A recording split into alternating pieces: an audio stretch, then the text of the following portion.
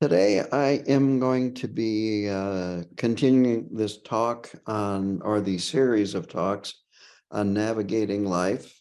Last week, I discussed the four foundations of these contemplations about precious human birth, impermanence, how we really never know when we will die, and it could happen at any time, and karma, which basically means that if we engage in virtuous behavior, we will experience pleasant circumstances and happiness in the future. And when we engage in negative actions, we will have resultant suffering in the future. And the fourth of these ordinary foundations is that there really is no place that is safe to hang out in samsara, even though we think that maybe there is a place where we can be, shall we say, relatively healthy, happy, not have to worry too much about income and on and on and on. But this is more fantasy than reality.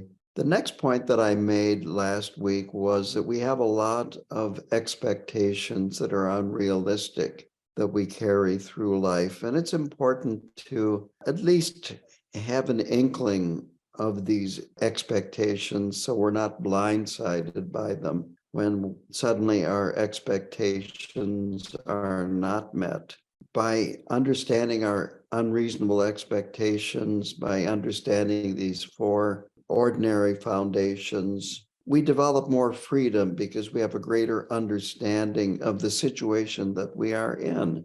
And we can let go of things that aren't so important, or at least place less emphasis on them. And the last thing that I talked about was my own difficult childhood and how I was able to, through Buddhism, use it in a positive way. And I brought that up partially because as we navigate life, we want to be happy. And the more childhood issues that we can resolve, the more freedom we have and the more opportunities we have to be happy and to make better choices and so forth. As we go through life, there are three types of motivation that we can have. We can focus mainly on our own benefit. We can try to have a balance, focusing on our own benefit and focus also equally on other people or animals, as the case may be. Or there is a bodhisattva motivation, which is motivation that is primarily focused on benefiting others over our own benefit. It doesn't mean that we ignore our own benefit, but we're willing to place the benefit of others over our own benefit in many cases. This is the type of motivation that we want to direct ourselves towards. It doesn't mean that we're capable of doing this, but we want to turn our minds in that direction so that we can gradually and have more motivation that is generated by benefiting other people. So what we're doing is we're transitioning from selfish motivation to seeing others as our equals, and then from there seeing others as actually being above us.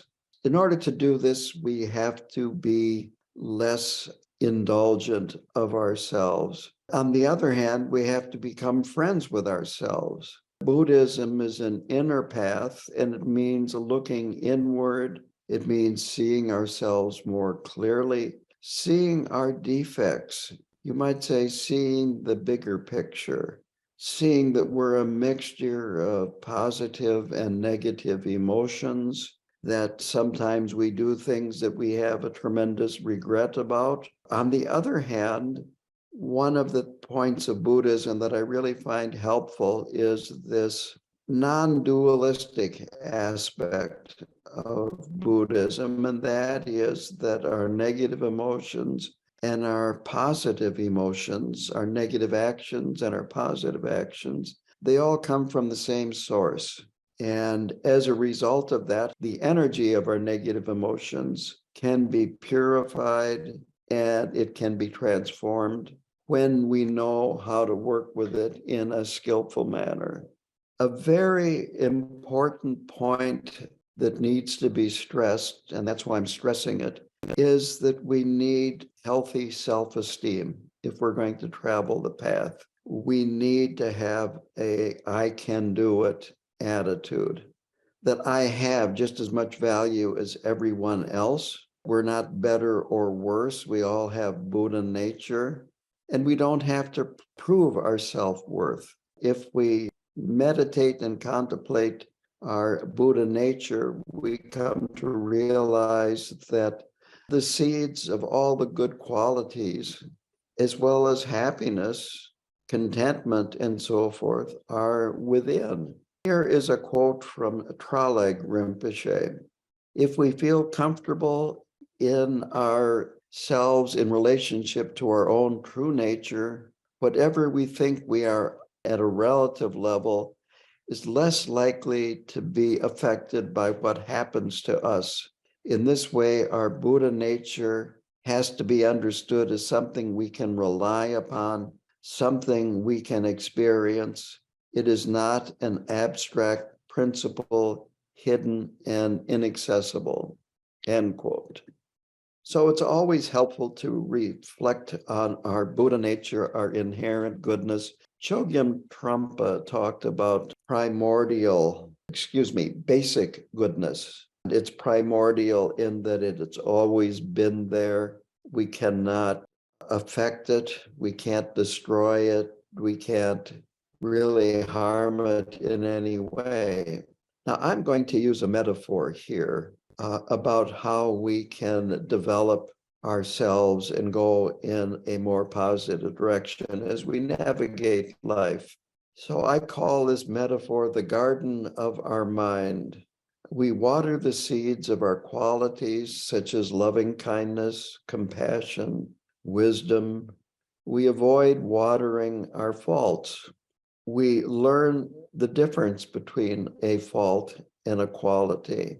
Pay close attention to your mind so that you can see all your faults and qualities and distinguish between them.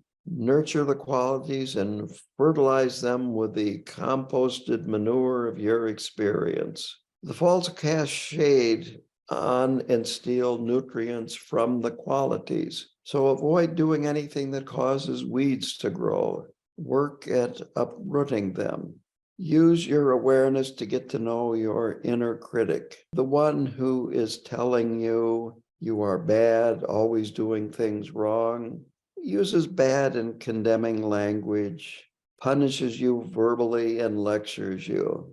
If you've done any kind of meditation, you've probably gotten a glimpse of that inner critic. Make friends with it. The more you can make friends with it, get to know it, get to understand it, you can realize that sometimes your friend is giving you bad advice. I think we've all gotten bad advice from friends. It's really more opinion, it's not news.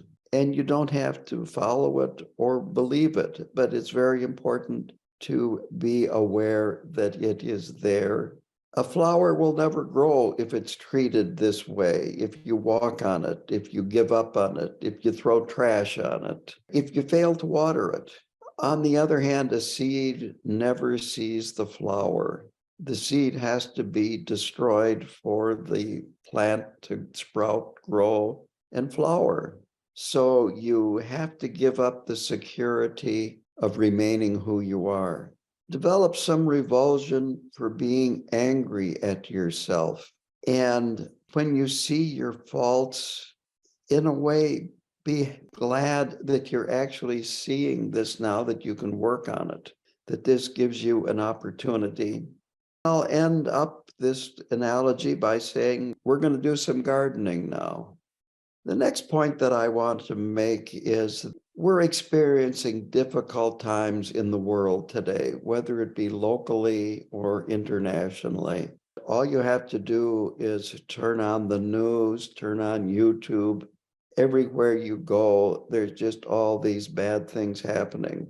as students, you may even be worried about someone coming in with a gun and starting to shoot. The point is, there's a lot more going on than these things that make the headlines.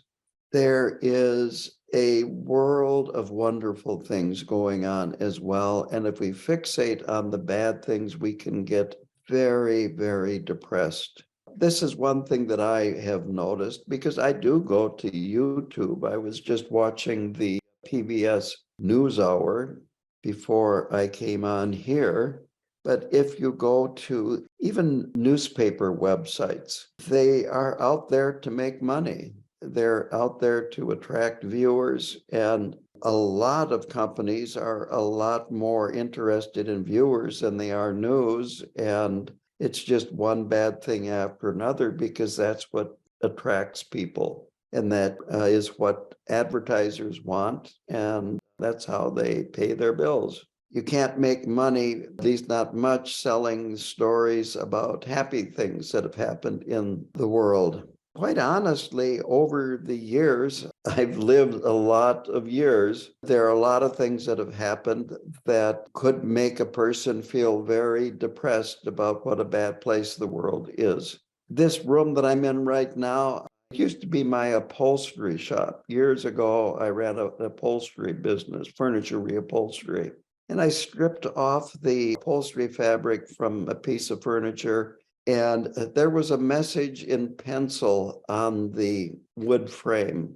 And it said something like, this was done in some month in 1942 in the deep, dark days of the war. Literally a few months after Pearl Harbor, when we had experienced one defeat after another. The Nazis had conquered much of Europe and North Africa and so forth. When I was in high school, there was the Cuban Missile Crisis, and we were taught to duck and cover in school, and things looked pretty dim then too. Then there was the assassination of John Kennedy, then in '68, the assassination of his brother, and Martin Luther King, and a lot of rioting in the streets in cities. I'm not going to go on, but it's just one thing after another, after another. Yes, life is uncertain, but if we just focus on these things, we get fixated and we don't see a bigger picture. So it is really helpful. Even Gawan Karmapa has said, lean towards the positive. He has said that some of his close associates, other monks, tell him, you're being too positive. Things are really worse than you think they are.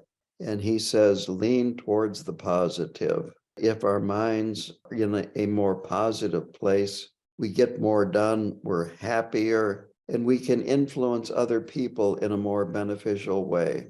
So we want to water the seeds of happiness. Shanti Deva said, quote, if you can do something about it, why be unhappy? If you can't do anything about it, why be unhappy? So it is possible to be happy in a relative sense and lead a meaningful life and also be involved with the Dharma and do what you can to progress on the path. Happiness in the world of appearance is always temporary due to impermanence. However, our inner happiness, this happy state of mind, is more stable. And that's what we really want to cultivate, inner happiness. Here's another quote by Traleg Rinpoche. A happy frame of mind is accommodating. An unhappy state of mind is unaccommodating. Therefore, it cannot be happy very long. End of quote. Another way to put this, if you're not happy before you get what you want, you won't be happy after you get what you want, at least not for long. On the other hand, if we have a happy state of mind, life's difficulties are easier to work with. Things go more quickly. I worked as a prison chaplain for 8 years for the state of Wisconsin. One thing that I noticed was the people that complained the most about working did the least amount of work. So if you want to be unhappy, it multiplies. You are creating conditions for more unhappiness. But if we cultivate a happy mind and learn how to access our inner happiness, we find that we are much happier. There's nothing wrong with being happy. And in fact, it's contagious. And I'll tell you, when I'm out in public, well, part of the Bodhisattva motivation is you want all beings to be happy. I don't think I'm interpreting this wrong, but I'll tell stupid little jokes to get a smile on people's face. So last November, I fell and I broke my ankle. Wasn't serious, but it was enough where I wasn't supposed to put weight on it. And so I had, of course, appointments at medical clinics for that reason and for other things. And I would ask for a wheelchair. And usually it would be a woman pushing the wheelchair. And I would turn around kind of with a grin on my face, a little one. And then I would get stern and I say, I really don't like it when women push me around. And then I would smile and say, but I really like it with you pushing me. And inevitably she would laugh. And since it was always a new person pushing me, I got a lot of mileage out of that cheap little joke. But it spread happiness, and happiness is contagious. At the clinic that I go to the most, actually, one day on my way out, this is when they were checking for COVID. The woman that was always there checking for COVID took me aside and said how delighted she was when I would walk in the door because it brightened her day. So part of having this inner happiness comes from helping other people be happy. It's contagious. And when you have brightened another person's day, it comes back to you. You might not be able to, shall we say, monetize it, quantify it, but it comes back to you. This is karma. Now here is Gyalwang Karmapa. I sometimes describe egocentrism as a prison in which we have shut ourselves away from everyone and everything else. Our ego makes us prisoner. Only a limited few people or pets matter to us, and only they are allowed entry into our self-made jail. Everyone else is irrelevant, as if the world outside the prison doesn't really exist. Our own egocentrism and self-absorption act as the wardens that keep us shut off from the rest of the world.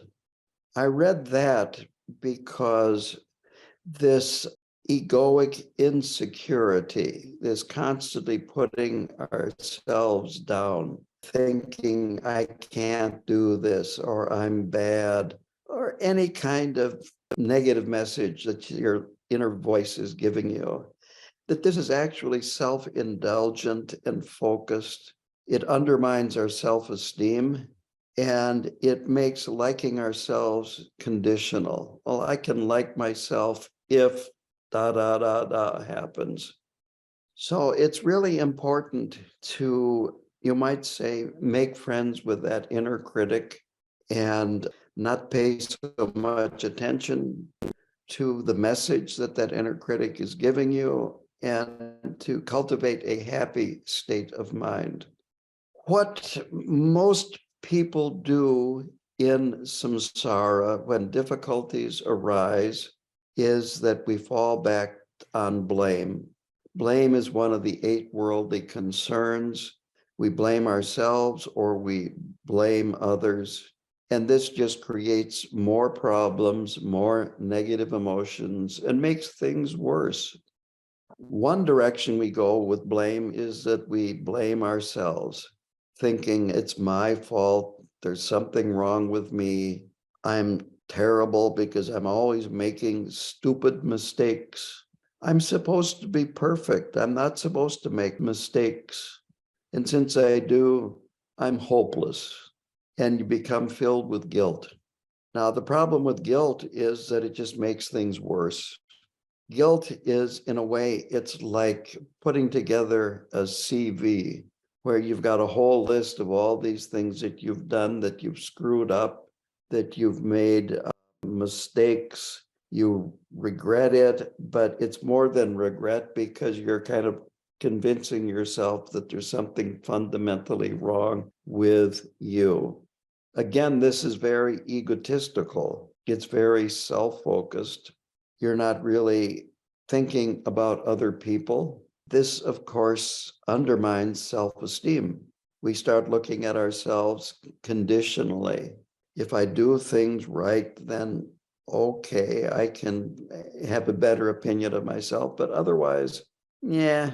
The problem is it takes away our power to improve. If there's something fundamentally wrong with us, how can you improve? The remedy for this is remorse, seeing our mistakes, and due to having self-esteem, wanting to work with the mistakes, learning to work with the mistakes, perhaps thinking something like this: I've done this action and I will try to avoid it in the future. So you take responsibility for your actions in the present and in the future. And in Buddhism, there are confessions that can be done. They're really quite simple. You can confess to the three jewels, the Buddha, the Dharma, and the Sangha. Yawang Karmapa says you can even go out into the forest and confess to a tree. But the important thing is that you admit it to yourself that you have made these mistakes and that you want to work with them and you want to avoid doing them in the future. I once attended a talk by Khandro Rinpoche, one of the few female Rinpoches and Tulkus. And it was given to Westerners. And right in the middle of the talk, she stopped and changed topic. And she said, you Westerners, you can hold on to things for 10, 20, 30 years, just like that. And it's true that we can hold on to things and be, you might say, beating ourselves up about things that we've done 30 years ago, or things that somebody else has done to us 30 years ago.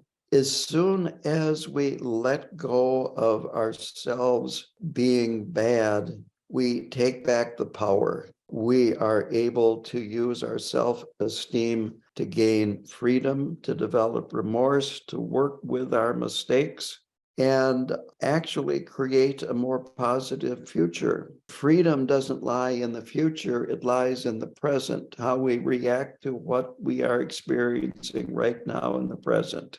So constantly blaming yourself leads to depression. It leads to seeing the world as being bad. There's an element of anger and laziness in this too. I explained this last week that I came to Buddhism when I was experiencing severe depression. What I came to realize by looking in and examining the depression, examining the thoughts that I was having, and examining the, you might say, the input that I was putting in, the movies that I was watching, the books that I was reading, the music that I was listening to, whatever kinds of sensory input that I was putting in, it generally had an element of how bad the world was and how you deserve to be angry and feel helpless and hopeless and yada, yada, yada. So what I realized eventually was that depression, and I suspect this holds true for many people, it has an element of anger. It might be anger towards the whole world, but especially towards yourself. This is why people that are depressed kill themselves, because they're angry at themselves. The other element is laziness. When I started studying Tibetan Buddhism, very quickly I came into contact that there are three types of laziness in Tibetan Buddhism. And it is the, I'll call it couch potato laziness. You have a hard time getting out of bed, and then pretty quickly you end up on the couch. The next is, and this I think is an epidemic today, this type of laziness, it is just compulsive busyness, just keeping busy, things that aren't very important. Then you aren't able to get done what needs to be done because you're too busy doing things that aren't very important. And then the third is selling yourself short, self-deprecation. Oh, I could never do that, so why should I try? The remedy, it's very simple. It's learning to love yourself, and it is, well, I believe it's Nike's slogan, which is just do it. In Buddhism, we talk about diligence, and it's joyful exertion, being happy with what you are doing, not putting too much weight on that inner critic. You'll find that the more you listen to that inner critic, the more reasons you have for not doing something. Our minds can just come up with hundreds and hundreds of reasons why I can't do this right now, whether it be practice, whether it be study for a class, or whatever. It's important to contemplate and meditate about our Buddha nature and our qualities, and to look at ourselves as a bit like a diamond that is just covered up with superficial stains. The other direction we can go in with blame is I'm a victim.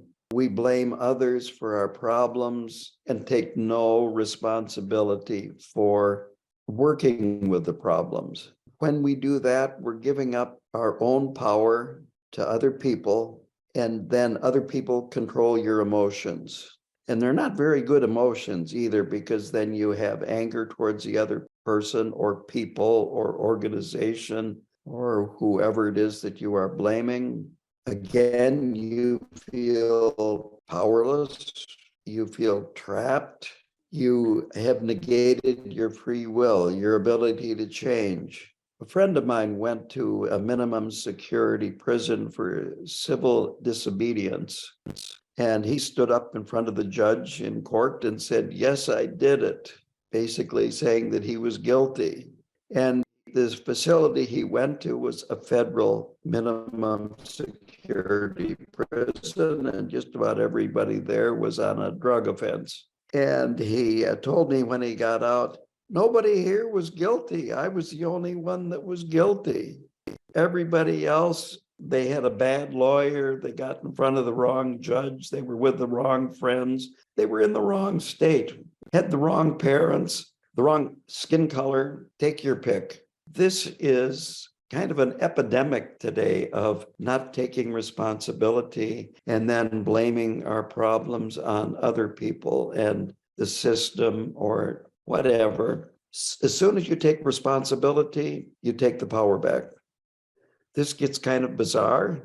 When I worked in the prison with inmates, I have said, okay, if it's not your fault, if you're a victim, then when you get out, you do whatever you can to form a movement and change the law. I never had an inmate say, well, yeah, I'm going to do that. The problem is we have to be aware when we're blaming others, when we are playing the victim card. We don't have the power to prevent our suffering by controlling others' behavior. We think that samsara is supposed to be perfect, and when we find out that it's not, somehow or another, we get angry, we develop apathy, resentment. We're back to being hopeless and helpless. And there's this assumption that we should never experience any difficulties or pain. Finally, here was an experience that I had with an inmate, and this is about being a victim. This inmate said, I was sexually abused as a child, and I can't change that. So he would go into rages. He eventually was transferred to a higher security prison because of his outbursts. The problem with that is the abuse happened in the past, maybe 20 years earlier, and it's not happening now. And he does have the ability to change his response to what happened 20 years ago. A person that has had negative experiences is looking at this as just one of a series of experiences. They've had positive experiences too, and underneath is the Buddha nature, which has been untouched by positive or negative experiences. And this allows you to let go of unpleasant experiences and not grab a hold of pleasant experiences and think that you are the sum total of the best experiences you've had. So a victim thinks that samsara is supposed to be nirvana. A person that is blaming themselves thinks that they are a lump of coal when they're actually a diamond that has yet to be, you might say, discovered. So if we can recognize these types of thought patterns, it will really help us overcome them and develop a more positive attitude towards ourselves. It is good to see our faults. Again, as long as we work with them in a positive way. I like to use the analogy of GPS. We want to get to a location. You enter the location on the GPS, but you have to enter where you are presently located before the GPS works. So the more we see where we are, our qualities and our faults, our potentials, have a positive self-image, then we are going in the right direction. I guess to sum this up, it's really important to do contemplations and investigate, be mindful. I think it's very helpful that when you're going through your day, occasionally take a break and just look in and see what's going through my mind right now. What kind of thoughts have I been having right now? This is one way to get to know yourself.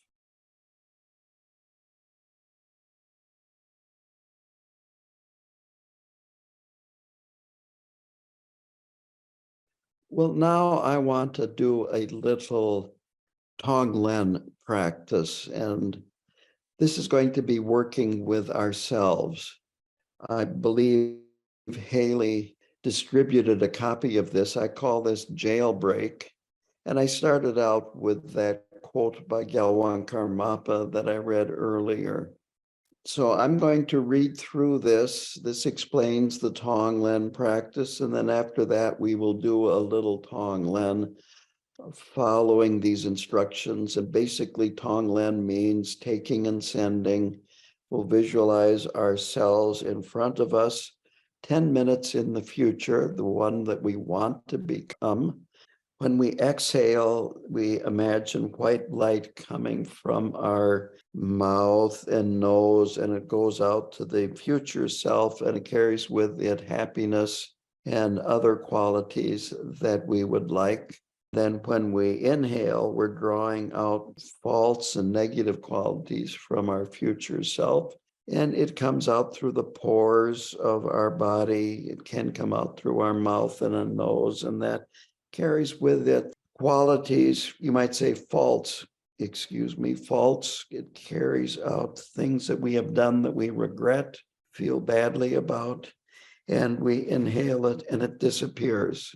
So we are taking out things that cause us to suffer in the future and giving the future you things that will cause us to be happy. Sometimes I describe egocentrism as a prison in which we have shut ourselves away from everyone and everything else. Our ego makes us prisoner. Only a limited few people or pets matter to us. Only they are allowed entry into our self-made jail. Everyone else is irrelevant, as if the world outside the prison doesn't really exist. Our own egotism and self-absorption act as the wardens that keep us shut off from the rest of the world. End quote.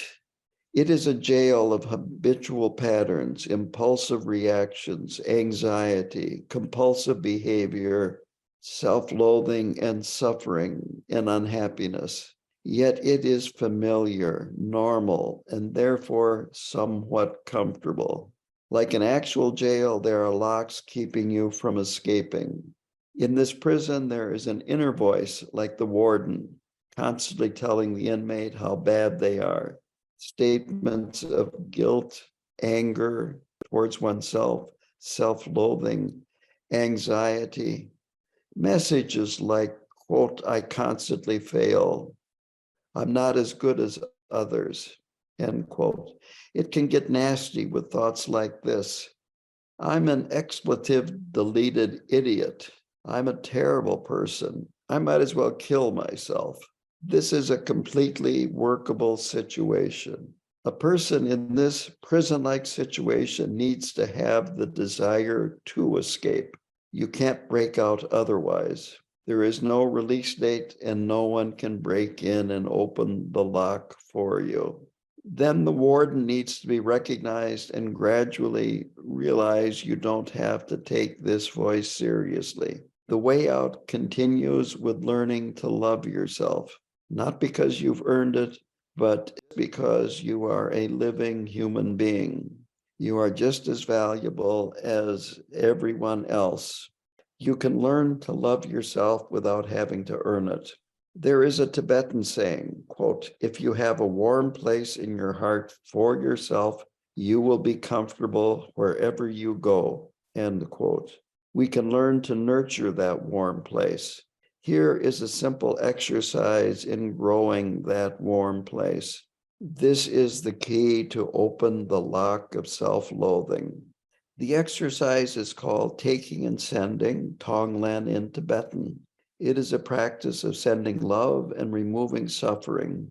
It is best to sit cross-legged on a meditation cushion on the floor as you would when meditating. It can also be done in a chair. Visualize yourself in the future, perhaps 10 minutes into the future, sitting in front facing you. When you breathe in, imagine you are inhaling black smoke coming from the visualized you in front. It carries with it your self-loathing, anger towards yourself, helplessness, powerlessness, any negative feelings you have towards yourself. This is compassion, wanting to remove your future suffering. When you exhale, imagine breathing out white light, which goes to the you in front and soaks into you, like the future you is sunbathing and soaking up sunlight. The light carries with it contentment, satisfaction, cheerfulness, joy, delight, well-being, lightheartedness, and forgiveness, transferring it from the present you to the future you. This is love. Compassion for yourself is necessary for spiritual growth and to escape this jail. The smoke you inhale can contain any thought that you hold on to that causes you to suffer. You may become aware of other things causing you to suffer as you practice this exercise over time. Make a list if you like. Include the items on the list in the black smoke coming from the visualized you in front. The smoke goes into your lungs, dissolves, and disappears. The negativity and the suffering does not accumulate in you. Concentrate on a few things in any one session. The in-breath is short as you are breathing normally. When exhaling, we are preparing that warm place in our heart. Love is wanting people to be happy. And again, remember you are a person too, worthy of love without earning it. When you have experienced serious emotional pain, it can be difficult to know and experience love free from negative emotions. Fondness, tenderness, warmth, non-sexual intimacy are associated with love in this practice. The light you are exhaling carries anything that makes you truly happy. When inhaling, you remove the things that cause you to suffer. Now think of the antidote and give it to this future you. The intimacy is that you allow yourself to look into places where fear and loathing lurk. Then you can apply the remedy, love, to those places. In that warm place, you treat yourself like a loving mother treats her infant. Whatever the child does, the mother responds with tenderness, warmth, fondness, and gentleness. Now you can have that love you may never have had as a child or even as an adult. You don't need to seek it in others, just look inside to experience love.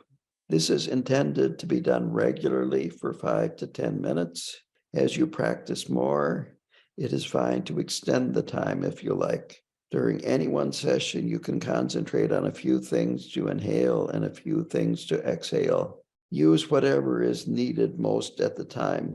One day it might be anger and forgiveness, another fear and fearlessness. In this way, the lock slowly opens. You begin to discover the advice the warden gives is inaccurate and does not need to be followed. Open the door and venture out into an open, spacious world. Take that warm spot in your heart with you wherever you go. Now you can be more compassionate and loving with whomever you encounter in daily life. Compassion and love are healthy and easily passed on. Now we're going to do this for a little while.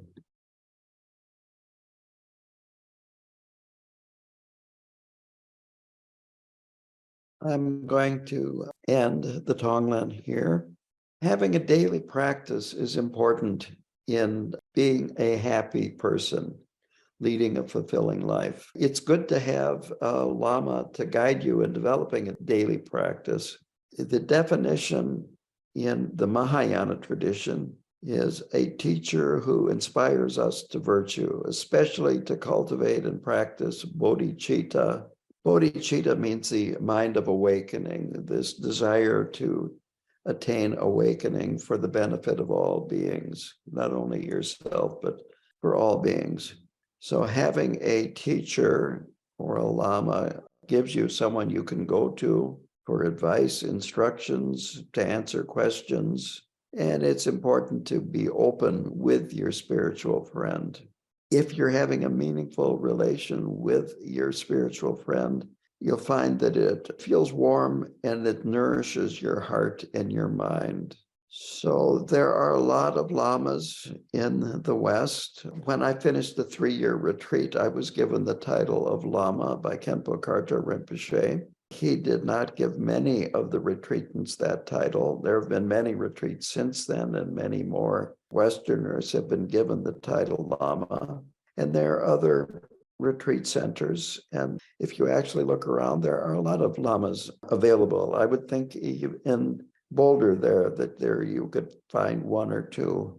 Then there are what I call Vajra masters. They are these teachers.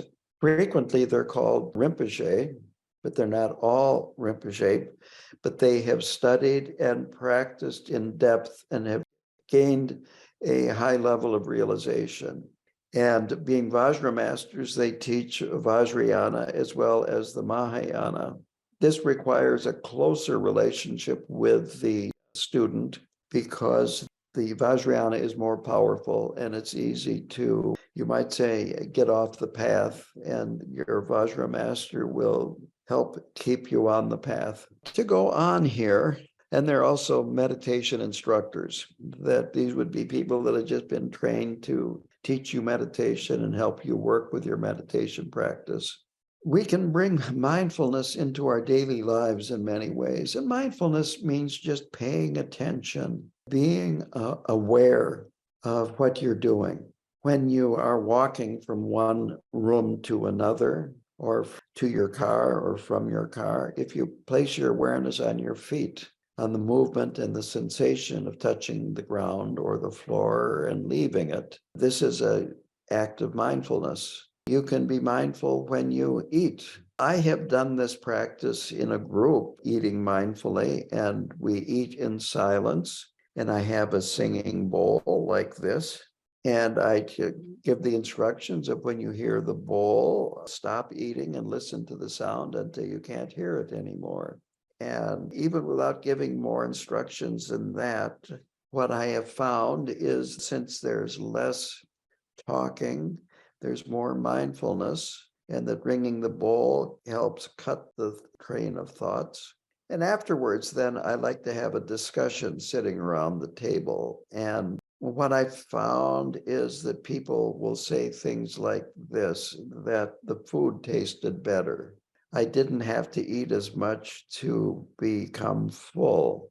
I've even had people say, I've got to get that recipe. So you can eat mindfully when you're by yourself too. When you're alone, maybe eating breakfast, eating supper, or whatever. If you pay a little more attention to what you are doing, and it can be as simple as paying attention to your hand, grabbing the food, the fork, or whatever it is, and then the movement of the hand up to your mouth and where the food touches your mouth, and how it enters your mouth, goes over your lips, and maybe touches your tongue, And as you chew, the sensation, and then as the flavor spreads through your mouth, and then the taste. This is a very simple practice. I talked about confession earlier. A very simple confession has 4 parts to it. I like to use the simple technique of 4 R's: regret, reliance, remedy, and resolve. The way that works is the regret is you acknowledge that you have done something that you regret having done. The reliance is relying on being outside of you. It could be the Buddha, it could be Gyalwant Karmapa, could be your teacher. Gyalwant Karmapa has even said you could go out to the woods and have that tree be who you're confessing to. But reliance on being outside of you. The remedy, then, there are lots of different confession prayers that you could do, or you could just say, this is what I've done. I've regretted it. I want to purify it. A very simple mantra would be a short Vajrasattva mantra, which is Om Benza Sato Hung. The long Vajrasattva mantra is 100 syllables, roughly, and that would be difficult to transmit in this condition here, but Om Benza Sato Hung is the short version of the Vajrasattva mantra. Do a mala. 108 beads here, just do it 108 times. And then the last R is the resolve to not do it again. Just mentally, I will not do this again. And make the resolve a little stronger than the New Year's resolution. And because it's a habitual pattern, you'll probably engage in the behavior again, and then again do the confession with the 4 R's. And gradually you will weaken that pattern and it will be less of a problem. As you progress on the path, you will learn more about confession and more confession prayers. But this is enough for right now. So the more we can clear away obstacles, the easier it is to have a meaningful life, to have fulfillment and contentment in our lives. The interesting thing is that what we actually experience in life is not nearly as important as our thoughts and our emotions about what we do experience. We're always adding, you might say, commentary to what we experience. So the purer we can keep our minds, the happier we can keep our minds, the more content we are going to be. The less resentment we will have towards others, the less, you might say, mental baggage that we'll be carrying around with us, the less guilt, anger, and so forth that we will have. All of this will just become less of a problem. An example that I like to give about how it's not the circumstances, it's how we relate to them. I was gone for 4 years when I did the 3-year retreat.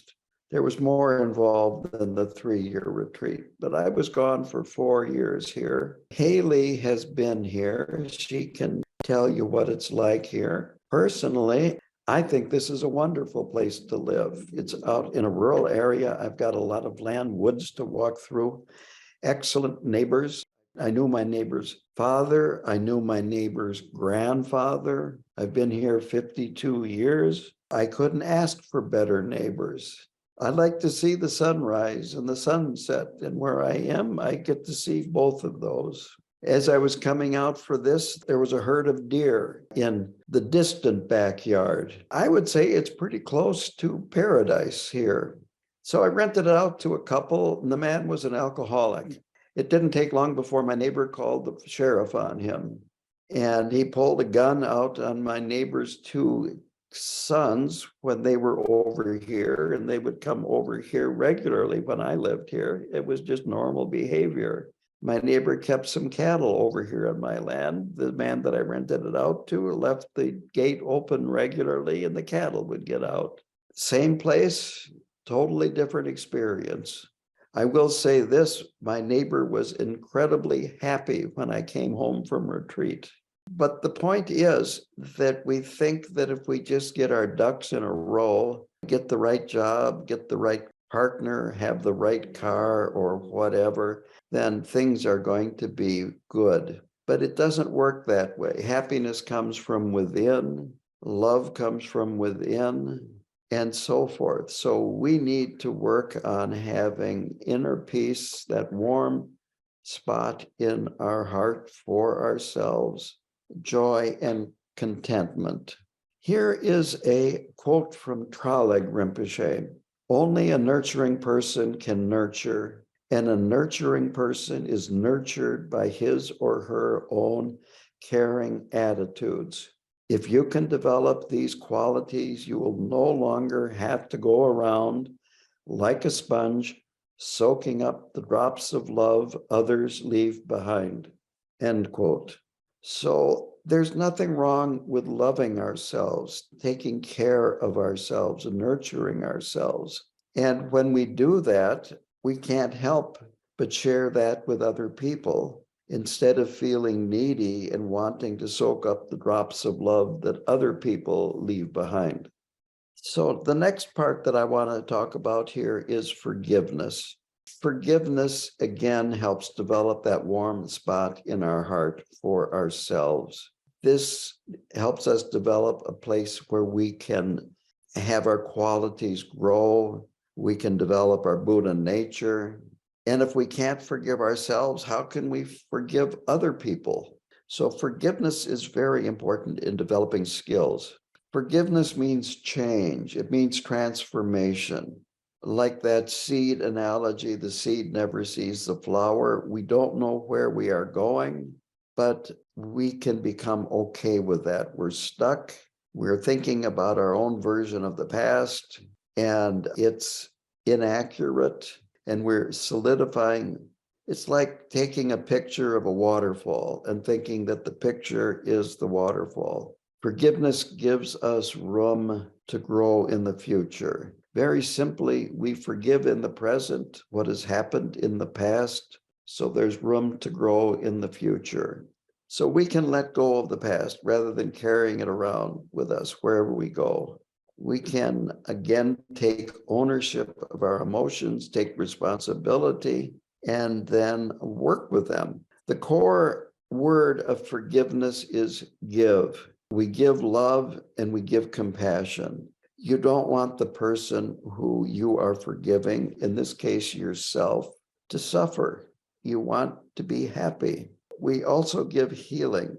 We give up expectations, especially with other people, that things will change. If we're talking about ourselves, we do have this expectation that we can transform ourselves. But it's a gentle, nurturing type of expectation. We give up expectations that circumstances will change. We give up the expectation that I can't change. We give up the past, give up wanting a better past, give up wanting others to suffer because of what they have done to you in the past. Give up wanting to control others and to control the past.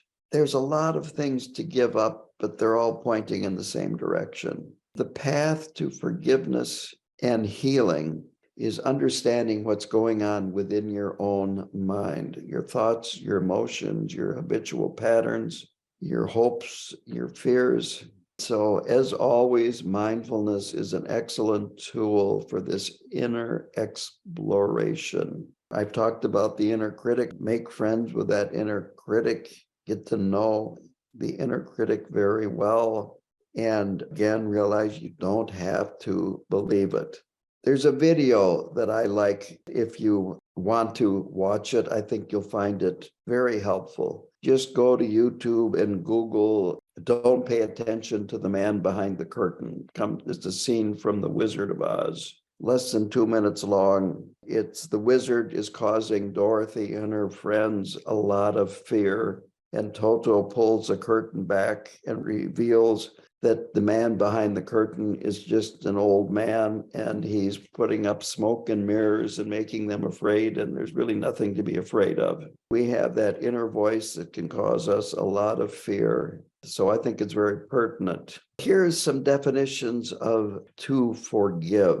One is grant pardon for or remission of an offense, a debt, or to absolve.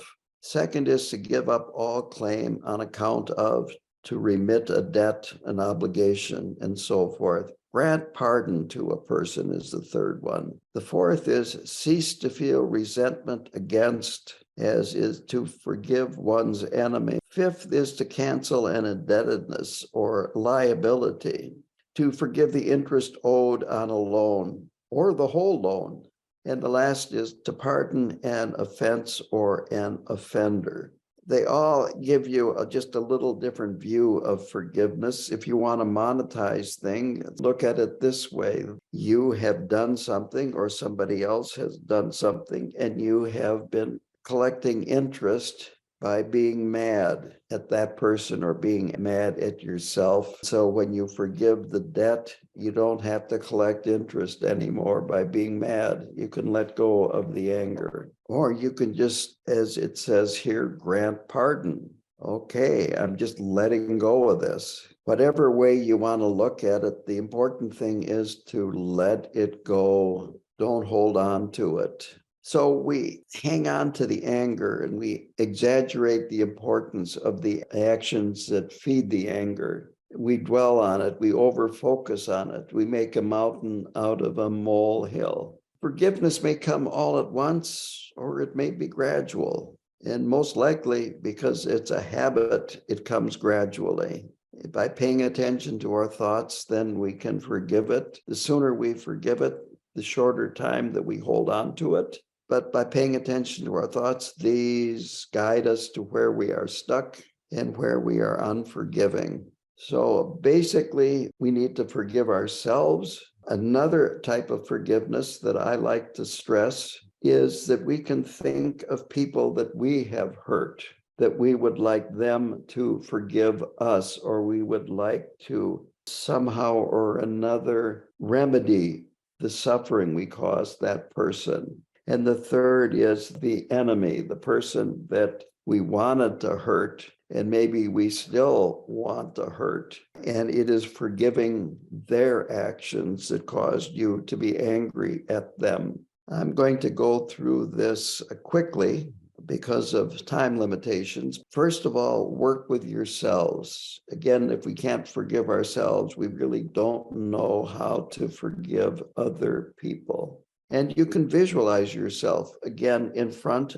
just like that earlier visualization. Think of a particular thing that you have done that you're having trouble letting go of, and imagine breathing that in and then giving back to this person in front happiness. Give them back the antidote for anger, accepting what they have done and just letting go of it. Then after you've done that for a while, visualize a person in front of you that you have harmed, and imagine that you are breathing in the harm you caused that person. Then when you exhale, you are giving them happiness. Maybe you stole some money from them. Visualize giving them money. Maybe visualize giving them lots of money.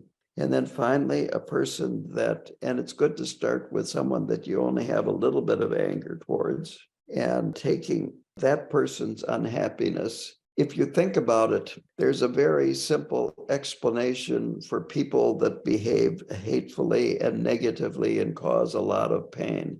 And it is hurt people hurt people. And a person that goes around causing pain to people that they meet probably in a lot of pain inside. And it doesn't take much imagination when you can find something in a person that's caused you pain that is causing them pain. Breathe that in and then give them a remedy for it. So that is forgiveness in a nutshell, using a Tonglen type of technique. Now, here's an interesting experience that I had in prison. But this demonstrates a very profound Buddhist teaching, and that is when you do things for other people, it comes back to you. It isn't like you've given things away and then you don't have any happiness. You've given away your happiness. One of my jobs at the prison was to bring in volunteers from the different religious traditions. So when a group of volunteers would come in and do a program, it was common for at least one member of the group to come up to me and say, when can we come in again? This does more for me than it does for the inmates, that they would leave happier than they came, and they wanted to come back. This is what happens when we do things that are beneficial to other people. Another story that isn't related to this, but I'm going to relate it to you anyway, because it's an interesting story about getting mad. One Sunday, the Christian volunteers didn't come. So I'm the chaplain and I led the service, the Christian service. I grew up Lutheran. A Lutheran service was nothing new to me. I led it more broadly, you might say, though, than just Lutheran. Monday, then, an inmate came in and he said, "You are a Buddhist monk. You have no right leading that service." And I said, "Of course I do. I'm the chaplain." And he argued with me. "No, you don't." And I said, "Yes, I do." "No, you don't." And finally, I raised my voice and I said, "Get out," pointing to the door. And he immediately got up, went to the door, turned around, pointed at me and said, "Gotcha." Nowadays, we call them trolls. It was a very good lesson. When people are doing things causing us possibly to get mad, we're making their day. Pamela Chodron has said anger is like drinking rat poison and expecting the rat to die. So it's really important to let go of the anger.